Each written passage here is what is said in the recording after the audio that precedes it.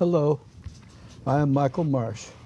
Welcome to the program dedicated to reestablishing our constitutional republic here in Oregon and in the United States. And my guest tonight is Marvin Sands, who is a candidate for the 5th Congressional District of Oregon for Congress.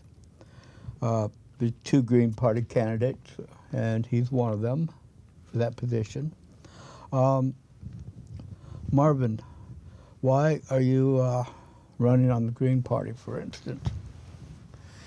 Well, the minor party has an opportunity to talk about issues in the election that neither ruling party can touch. That is true. And that's why I do this every 2 years, just as an opportunity to raise these issues. And we have an opportunity at candidate forums, a little bit of press, but usually the press does not want to talk to doesn't want to talk to me about some of the issues I talk about. Yeah, I'm often a candidate for office on the Constitution Party, and I've noticed the same thing. But it does give me a chance to talk to some people about the issues. If you win, and the Democrats take control of the House, the first thing they're going to try to do is impeach President Trump. Would you support that or oppose it? I would oppose it. I'm not a Trumper, but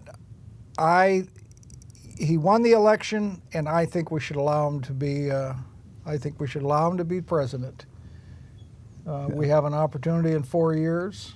If we don't like what he does, we don't like the kind of person he is, we can vote him out of office. But I think he won. He won under our system. He won under the due process, our electoral system, and I think we should respect him as the president of the United States. I agree. Yeah. And another thing the Democrats want to do, both here in Oregon and nationally, is take away the people's guns. Where do you stand on the Second Amendment? I think the Second Amendment is sacred. I think we're the only country in the world that has a Bill of Rights like we have. And, our Bill of Rights has been suspended since the Patriot Act was signed in October of 2001. And it was renewed in the Military Authorization Act. It's been, the last one they renewed it with is called the Freedom Bill, if you can believe that. Yeah, talk about oxymoron. Suspended the Fourth Amendment. We do not have due process. We don't have habeas corpus. And the Second Amendment is, I have been an anti-gun activist my whole life until the last 6 or 7 years when I began to look at some, and I thought, man, we can't touch that one. This Bill of Rights is sacred for this kind of way of life and our governmental system, and it's expensive. What breaks my heart are these kids that, parents keep loaded guns under the seats of their cars, and a toddler will find the gun, and it's tragic, but it's the price of freedom. Yeah. It's the price of freedom. The Second Amendment is sacred, and I see my role as an activist to let my grandchildren decide about the Second Amendment if they want to, but I'm going to protect it. On my watch, I'm going to protect it for them. So. Yeah. Now, a lot of there's also a move here in Oregon, and it'll probably go nationally. Well, nationally, there's been some taking of property by the Fed, but like at the state level, they're yeah, they want to control, rent control and stuff like that, and it'll probably go nationally eventually. Where do you stand on that? Private property rights. You know, we have to address these people who are under the radar, the homeless. We're not educating our kids. We have so many people now that are incapable of earning a living. We've got to develop a system to help those people take care of themselves. I like that people propose this minimum wage, $1,000 a month. I think we have the wealth to do things like that. I think single payer. I support single payer. I think health is a right. I think shelter is a right. In a wealthy place like this, we are spending now, with this $21 trillion debt, if you multiply 0.028%, what they're paying now for a CD, times 21 trillion, the interest on that debt is more than the discretionary defense budget. They just voted a $720 billion annual budget. The interest on the debt is, I think it's about $840 billion. We've got to control it. And I'll tell you, Mike, we have environmental catastrophes that many of us are aware of, and I would like to see us reduce our defense spending to about $100 billion a year, and use that $700 billion to try to find some way out of this environmental catastrophe. We're through the guardrail. The permafrost is going to melt. They're predicting a global fart when the methane is released. And I think that prediction in the Bible, they said, no, the next time won't be flood next time will be fire. Yeah. I think it's the melting of the methane. Well, we have all this talent in the Pentagon and the American military spread around the world, all that talent, all that education, all those resources. I would like to see us address this environmental catastrophe with those resources, talent, and personnel. And we would become respected again overnight if we instead of this goofy security thing, we're worried about people in Afghanistan, people in the Middle East that are it's crazy. It's crazy. We're wasting our blood, our treasure, our resources, and killing innocent people for what? It's not like they just started killing each other. They've been doing it thousands of years, and I don't see any end in sight. No, and we have a media military industry, a conglomerate now that is out of control, it's run away, and we're, more than half of our tax dollars go to defense. It's insane, and it's, I tell you, if you have grandchildren, great-grandchildren, and you project out, they're models now of the blue marble is predicted to be a brown marble by 2050. Yeah. Now I don't know if they're right or not, but I just look at my life. Look at our lifetime. What this place was like, this Willamette Valley was like in 1950. I was born in 1945, but I grew up in Mount Angel, and I tell you, we used to the eels, the salmon that came up the Abaquaw Creek. We even had a smelt run in the Abaquaw Creek in the early 50s. Well, they've been gone since the pesticide revolution. Now, The state and the federal wildlife people, speaking of salmon, the lakes, rivers, they've been destroying salmon runs in order to save the salmon.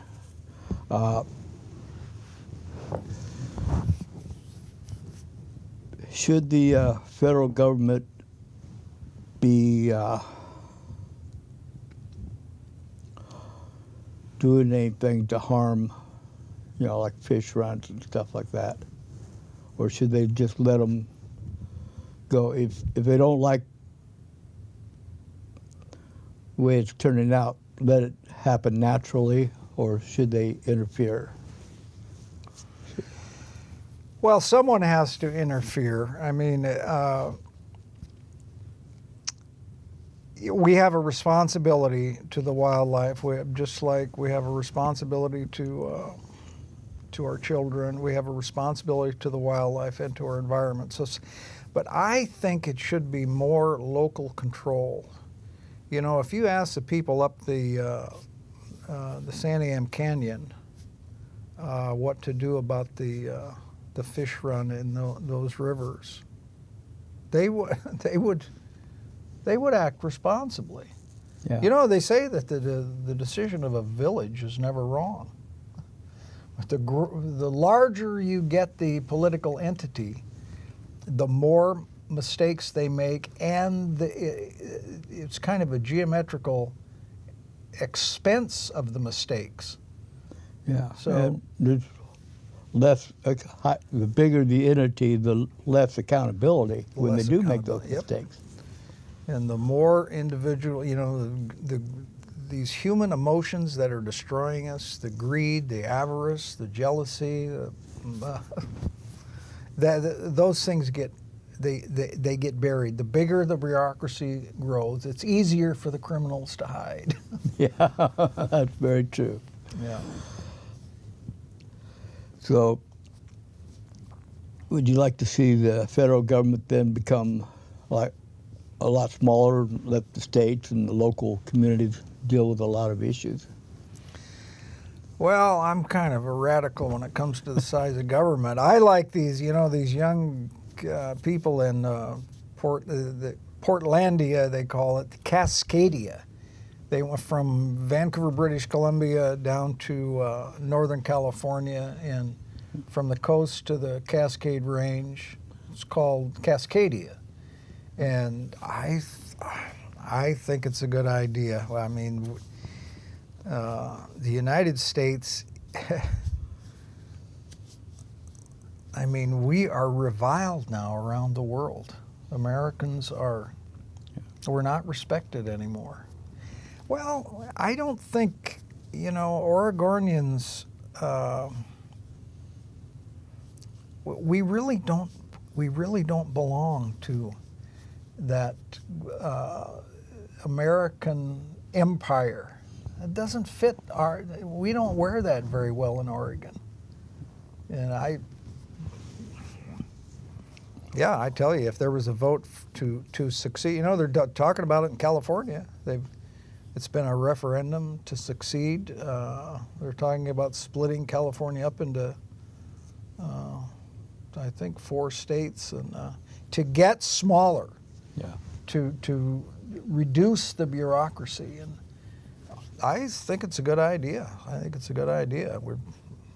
Federal government is completely out of control. Our Congress, when you look at who donates to Kurt Schrader's campaign, how many people from District 5 donate to his campaign? I don't think he gets very much money from constituents. He gets oil money, he gets APAC money, he gets corporations. Corporations control our Congress now. And I remember years and years ago that I worked on a campaign to make it so that people here in Oregon would have to, if they're running for office, they would have to get their funding from people in the actual district. And the people of Oregon passed it, but the Oregon courts threw it out. Yeah. Yeah. It Would threatens you like big to see money. something like that happen? Yeah, we have this, what's it called, where they want to eliminate the corporations as a, Citizens United. Yeah, that's got to go. That's got to go. Corporations are not a person. And, I should mention the Green Party, Pacific Green Party platform. The four peace, social justice, sustainability, take care of the environment, and democratic process. Democratic process. That is the one that I focus on every other year when I run for office. This is important. The fact that we, every couple of years we talk about these things that are important, and there's so many things that we now have in our political dialogue that we can't talk about. If you bring up 9/11, people shame you. Yeah. You're a conspiracy theorist. You're they have names for people who talk about these things. If you bring up Fukushima, they'll say, "What Fukushima? What?" The technology to fix Fukushima does not exist. The same amount of pollutant going into the Pacific Ocean is the same today as it was 6.5 years ago when that happened. That we don't, and we just, if we close our eyes and ears, maybe it's not happening. It is happening. Yeah. It is happening. They have orcas now swimming up the Columbia River because they're starving to death. There's not enough fish to feed them. Sea lions are dying. We have, when was the last time you saw a flock of seagulls come over here after one of our soaking rains to feed on the earthworms in the football fields? I haven't seen a flock of seagulls in 2 or 3 years. Yeah. I think the population has been decimated because that high tide, every 12 hours, the high tide is not bringing the seagulls dinner. So, and I don't know. I think it's happening. I think the Pacific Ocean life is dying from the exposure to the pollution from Fukushima. But So, what is the solution? we have to apply talent and resources. The first thing we have to do is admit there's a problem. We have to talk about it. Yeah. You can't talk about these kind of things with your neighbor. People don't want to hear it. Yeah. But every 2 years, somebody like me comes along and says, well, I'm going to talk about it. And that's the role of a minor party. The minor party can raise issues that neither ruling party can raise, if you hope to get elected. Nobody's going to, it takes, I think, District 5, I think Schrader won with 170,000. And in 2016, I got 3.7% of the vote in District 5, which I think was a very good showing. I'm hoping to get over 5% in 2018. I think if I could get 5% on the issues I talk about, I think it would get some attention. Now, we do need energy. And I'm not sure we're yet to the place where we can go completely green, but I would be willing to support like more development of the solar, but some of the things like wind, don't like that, and I think it kills more birds than it's worth as far as the electricity it produces. And I lean against the wave technology, although I don't really know enough to be definitive, but I suspect it does the same thing to fish that the windmills do to the birds. So what do you think we should be doing on energy? Sustainability is possible. The Chinese have committed to doing it. In that the gigantic country with that huge population, they've committed to doing it. Germany has committed to doing it. I have a few shares in a company called ENG, which is the largest utility company in Germany, largest utility company in Europe, and they have committed to go sustainable. They've decommissioned diesel energy plants. They've decommissioned nuclear plants. The Germans are committed to sustainable energy. The Chinese are committed. I think there are several European countries that have committed to it. And this, you know, we're the second largest economy on the planet, and we've got to commit to it. Yeah. We have such a huge oil lobby that controls our decision-making process that it's going to be very, very difficult for us to make the transition. Yeah. This is my co-host, Camo. Good dog, Camel. Yeah. She wants to know how you feel about animal rights. Well, I've had a dog my whole life. Yeah. My dog is Mister, and we live by North Salem High School, and everybody's got a dog.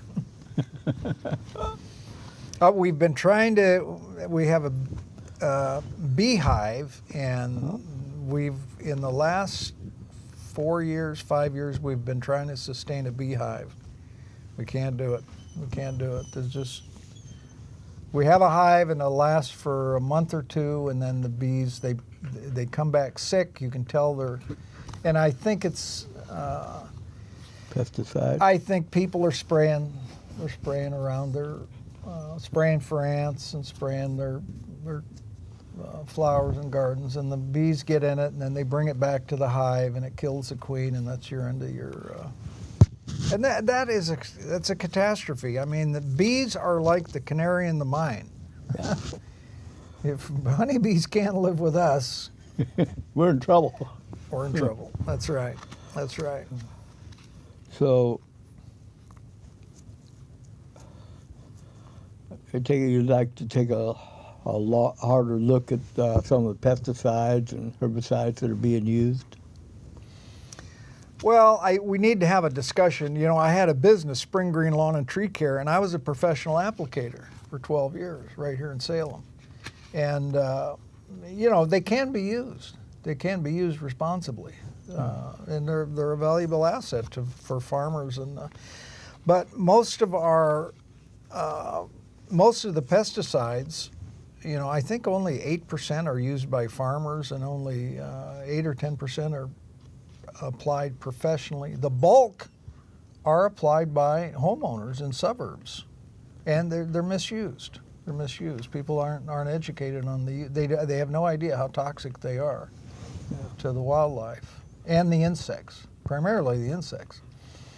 And without bees, you know, they pollinate. You know, our food supply could be in danger. Absolutely. Yep. Plus, I like honey. Yeah. Yeah. So yeah, we have to, and you know, our dialogue is driven by media.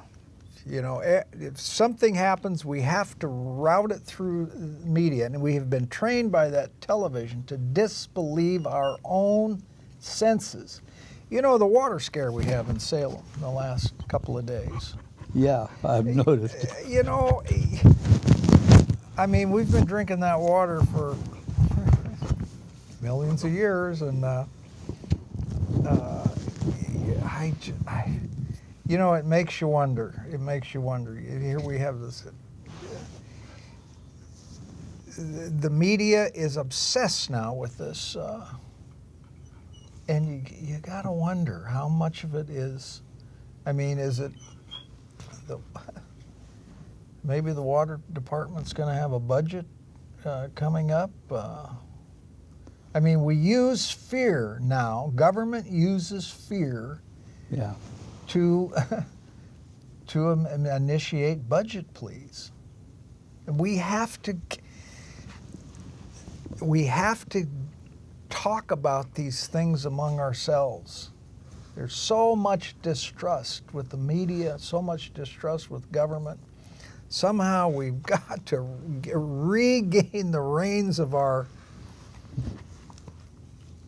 culture, of our society. And all you can do is talk about it. You just stand up and speak out. Do what you're doing. Do what I do. Yeah. Yeah. Okay, we've got a little more than 3 minutes. Is there anything that we haven't talked about that you want to talk about? Well, I'm an active volunteer for this is a 501c3 educational organization, Architects and Engineers for 9/11 Truth. You probably can't see it on here, but we publish scientific information on the destruction of the three towers. We're not into conspiracies. We let the professionals do the investigation and figure out who did it. Yeah. We just want to get the educational material out, the scientific information about how those towers came down. It's one of the things that I do in Salem. I'm at the Saturday market for an hour every Saturday. I pass out. Yeah. Several elections back, I supported a gubernatorial candidate who was doing that. And Lars Larson had her on the show for a few minutes, and then he hung up and called people like, he called me a lunatic for supporting her. Yeah. Yep. Well, you know, there was a Zogby poll done in 2015. It's more than 50% of Americans now suspect that there was something, that the story of 19 suicidal Arabs and jet fuel melting the steel. You know, at the 80th floor, the columns weighed 405 pounds per foot. Yeah. Now, can you imagine a cast iron engine block? Heating that up in an hour with kerosene, it's really preposterous. And you know, they use phrases like mainstream consensus. Well, the media is part of the mainstream consensus. Yeah, they help create that mainstream, quote unquote. But really, the majority of the population now wishes there would be an investigation. We didn't have a criminal investigation for those 3,000 murders. We did not have an NTSB investigation for those 4 airliners that were lost, and we did not have a let's see, what's the other? It's criminal NTSB, and well, there's a third one that is required by law when you have murder. Yeah. And the due process, we have not done that on 9/11. And here we are, 17th year at war with the planet's 5th poorest country. How the hell can that? Yeah. And we don't even talk a war about they're not willing to win. Well, I guess Trump's willing to win it, but Bush and Obama, Bush wasn't willing to win, and Obama wanted to lose. And one of the issues I talk about in this campaign is the heroin epidemic. We have 1,100 24J kids homeless in Salem, Kaiser, this morning. Next week, when they're out of school, they're not going to get any breakfast. And many of us know that's direct result of the heroin epidemic. 93% of the planet's opium comes from Afghanistan. Yeah. The United States is 5% of the world's population. We consume 60% of the illegal drugs. So that stuff is getting here somehow. Yeah. And that's why we're there. You know, I'll give you another number. In 2001, Heroin in Salem costs $400 a gram. This morning in Salem, heroin is $50 a gram. 1/8 the cost that it was in 2001. And that's why we have, it's the drug of choice because of the quality of the high and the price. And Well, we're out of time. Hope to have you on again. Hope you get the nomination. Thanks for coming on. yeah, thank you very much. Glad to have the opportunity. You're very welcome.